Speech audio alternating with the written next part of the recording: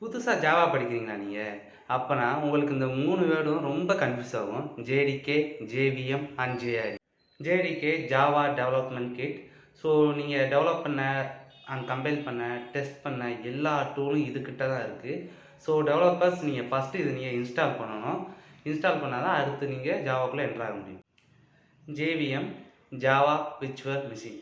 நீங்க ஜாவா கோட கம்பைல் பண்ண பிறகு உங்களுக்கு வரும் பார்த்தீங்களா, டாட் கிளாஸ்ன்ற பைட் கோடு, அதை இதுதான் எக்ஸிக்யூட் பண்ணணும்.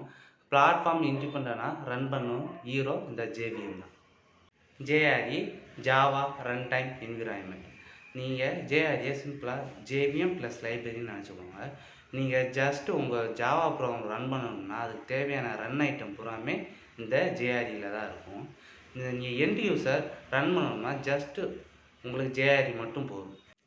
சிம்பிளாக நான் வச்சுக்கோங்க. ஜேவிஎம் ரன் பண்ணுறதுக்கு JRE JVM plus library and ஜேடிக்கு உங்களோட ஜாவா ஃபுல் கிட்.